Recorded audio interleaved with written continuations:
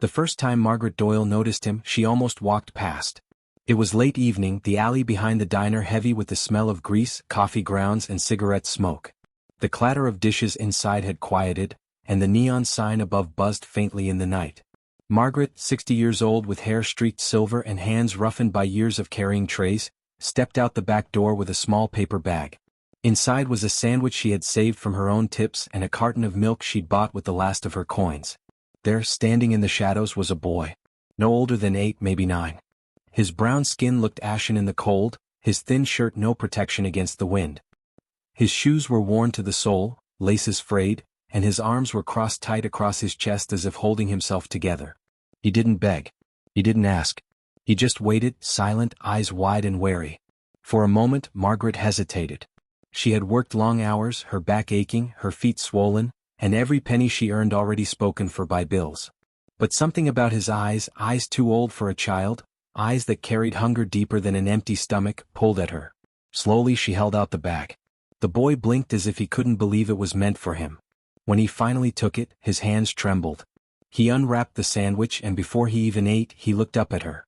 Not with words, but with something that was stronger than thanks, something like disbelief that kindness could still exist. Margaret walked away without saying a word, but that night, lying in her small room, she thought of him. The next evening she brought another bag. And so it began. Margaret was a waitress at Clayton's Diner, a place that smelled of burnt bacon and stale coffee. The vinyl booths were cracked, the counters sticky, and the regulars came not for the food but because it was cheap. To them, Margaret was invisible, a woman who poured their coffee, refilled their cups, and smiled politely even when her knees screamed in pain. But Margaret had a rhythm no one noticed. Every shift, after the plates were cleared and tips counted, she would slip quietly out the back door with that same small bag in hand. Sometimes it was leftovers. Sometimes it was food she paid for herself. Always it was meant for the boy.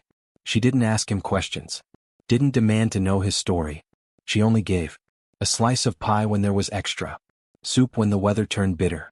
A bottle of water on sweltering nights.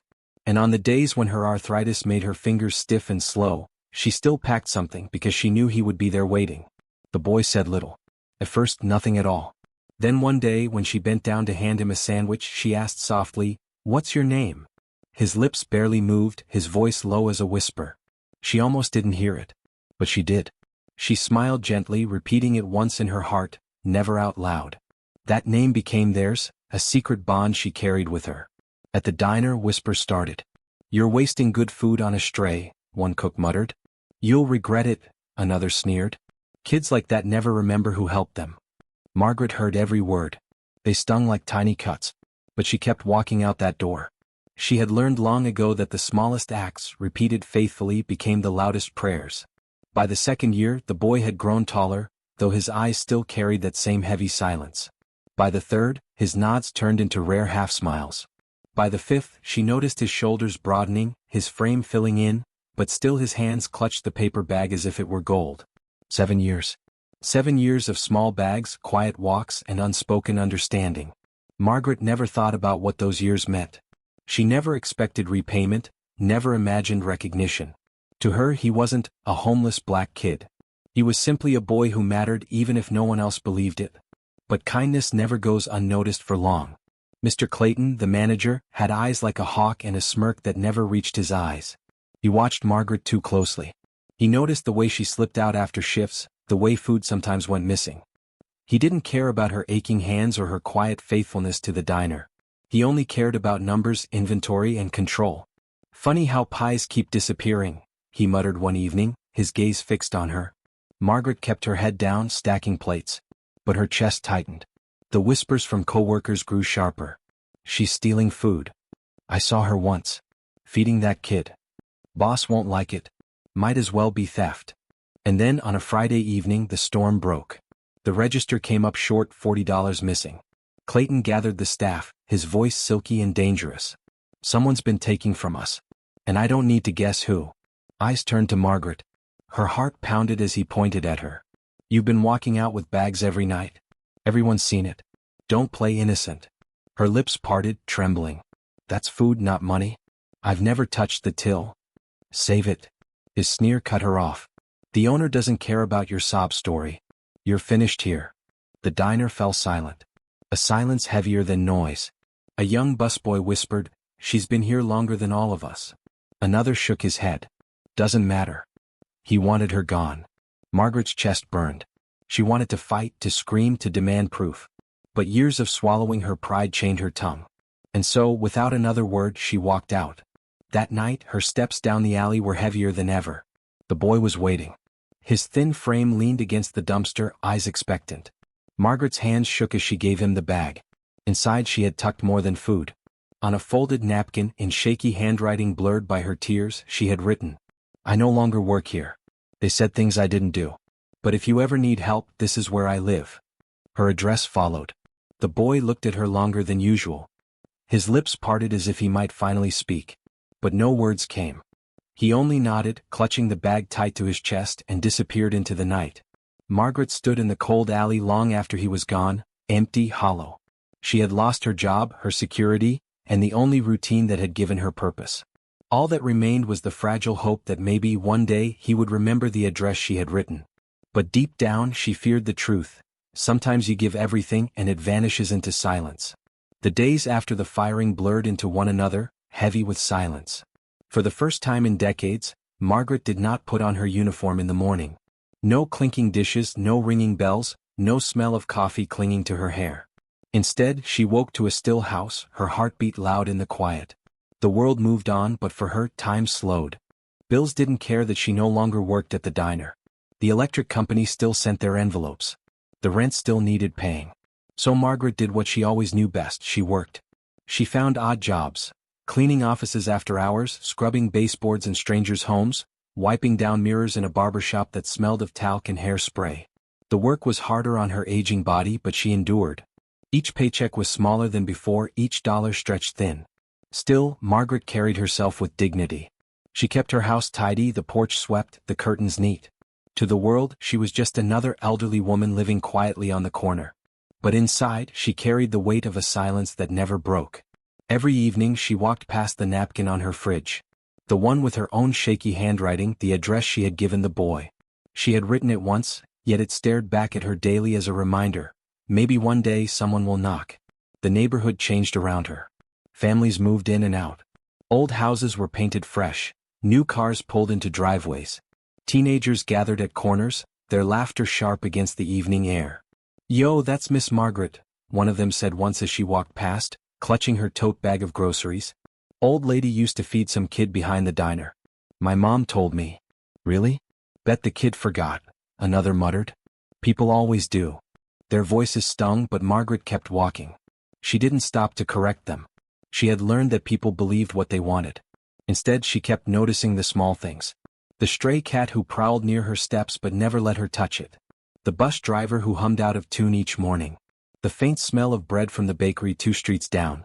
These tiny details became her companions in a life where no one else really saw her. Her evenings were quiet rituals. She would boil water for weak tea, sit by the window, and watch headlights cross her ceiling like moving stars. On Sundays, she volunteered at the church pantry, stacking cans into neat pyramids. When the pastor's wife tried slipping money into her palm, Margaret closed her fingers around the bills and gently pushed them back. "Give it to her," she said, nodding at a mother juggling twin toddlers. "Her week looks heavier than mine." And then she would return to her quiet work, straightening shelves, lining up labels. Each winter, Margaret knitted a scarf. The same pattern, slow and steady. She never wore them. She never gave them away. She folded them into a drawer she rarely opened. Perhaps it was a way to mark the years. Perhaps it was a way to remind herself that time still moved forward. Each stitch was a prayer, each row a memory of the boy she had once fed. Sometimes she caught herself imagining him. Was he still alive? Had he found shelter? Did he remember her face, her voice, her hands holding out paper bags of food? She never let herself hope too much.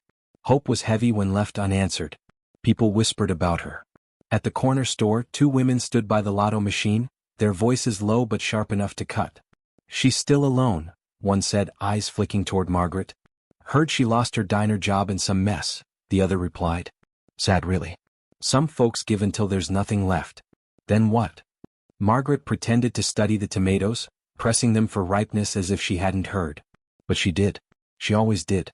And every word found a place inside her, tucked away with the other small cuts she'd learned to carry. The years slipped by like sunsets, slow if she watched them, gone if she blinked. The boy's face began to blur in her memory, but his eyes never did. Those eyes, deep and hungry, stayed sharp in her mind. Sometimes, when a lanky teenager crossed the street and held a door open for her, she caught herself smiling faintly.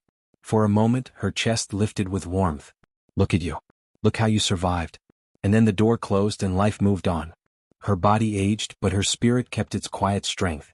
She learned to wrap scarves tighter against the winter wind, to rub her hands when arthritis burned in her fingers, to layer socks on nights when the heating bill was too high.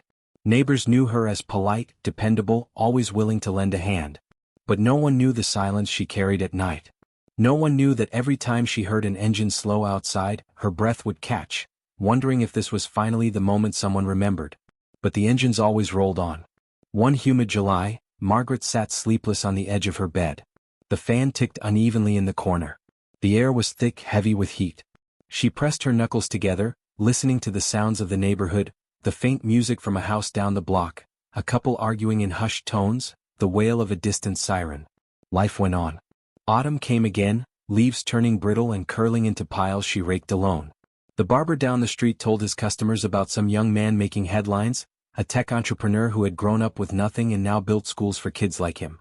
Margaret wiped mirrors, only half listening. The details didn't matter. She tucked the words away with all the others she let pass her by. She never once imagined that those whispers about a young man building schools might be tied to the boy she once fed. Still she waited. She never admitted it, but she waited. Every night, she placed her scarf on the table, set her tea by the window and listened to the world breathe. And always, in the back of her mind, the napkin with her address remained like a promise, a fragile hope that maybe someday kindness would return. It was late autumn when the silence broke. The air carried a bite that warned of winter. Margaret had just finished knitting another scarf, her fingers slow but steady as she tied off the final stitch. She set the yarn aside, smoothing the fabric with her palms. The house was quiet, the radiator clicking in tired rhythm. A mug of tea steamed on the windowsill, and outside, the sky had turned a dull pewter gray. She pulled the curtain just enough to watch the street.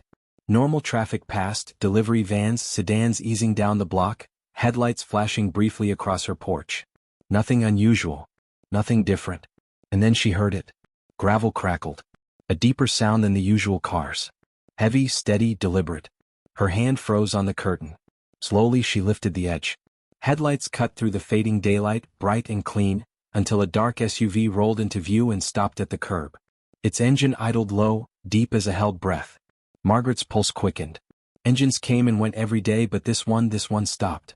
She set the scarf carefully on the table, palms flat against the knit. Her knees felt weak, but she forced herself upright, moving to the door. The brass handle was cool against her palm as she turned it. The autumn air slid inside, sharp against her skin. The SUV's engine went silent, leaving the neighborhood suddenly still. Then the sound of footsteps. Slow, measured, deliberate. A man stepped out. Tall. Broad-shouldered. A sharp suit tailored to perfection, the kind Margaret had only seen in magazines left on barbershop counters. He paused at the curb, scanning the house as though memorizing it. His eyes, steady, searching, lifted until they locked on hers. Margaret's breath caught. Her hand gripped the doorframe for balance. Where do I know those eyes? The man walked closer. Not rushed. Not hesitant. Each step measured, carrying weight she could almost feel from the porch. When he reached the bottom of her steps, he stopped a respectful distance away. His voice, when it came, was low, warm, and layered with something she hadn't heard in a decade. You don't remember me, do you? Margaret blinked. Her lips parted. The light caught his watch, the silver glinting in the fading sun. She shook her head softly, her voice barely above a whisper. I can't place you. And then he smiled. Not the polished smile of a man in a suit, but the small, hesitant smile of a boy who once stood shivering behind a diner. I'm the kid from the alley, he said. The one you fed every day for 7 years. The world tilted. Margaret clutched the frame to steady herself. Her throat burned. The paper bags, the napkin with her address, the years of silence, they crashed into her mind in a single moment so sharp it hurt. Oh my God, she whispered. He nodded, his gaze soft but unshakable. I kept that note you gave me. I couldn't come back then. I had nothing. I was barely surviving. But I swore if I ever made it out, I'd find you. Margaret's knees trembled. Tears welled in her eyes, falling before she could stop them. With a shaking hand, she gestured toward the doorway. "Come in," she whispered. "Please." Inside, the house seemed smaller with him in it. His presence filled the air, larger than the worn furniture, larger than the tidy stacks of unpaid bills on the side table. Margaret fussed nervously, smoothing her dress, wiping her eyes with the back of her sleeve. He looked around, noticing everything: the chipped paint, the thin curtains, the stack of scarves folded neatly on a chair. But he said nothing. Instead, he turned back to her, his voice steady. "I made it through," he said. "Coding, hustling, nights without sleep. It wasn't easy. But somehow it worked. I built something. People know my name now." He paused, eyes glistening. "But none of it would have happened if you hadn't kept me alive. You never once looked at me like I was trash. You didn't care about my skin. You just saw a kid who needed help. And that saved me." Margaret's hands trembled as she covered her mouth. Her voice cracked when she whispered, "All I ever wanted was for you to eat. To be okay." He exhaled slowly, a breath carrying years of weight. "You did more than that. You gave me dignity when the world took it away." They sat at the kitchen table as the hours slipped by, the room dimming into twilight. Margaret listened as he spoke of his journey, the shelters, the nights on park benches, the small breaks that led him to coding, to building, to creating. His words carried the rhythm of someone who had fought too long to waste time with complaints. And yet, woven through it all, was the thread of her kindness. "I kept every note you gave me," he said softly. "Even the ones with just a smiley face. Especially the one with your address. Those little scraps reminded me I wasn't invisible. That someone cared. When things got hard, when I thought I couldn't make it, I held on to those notes."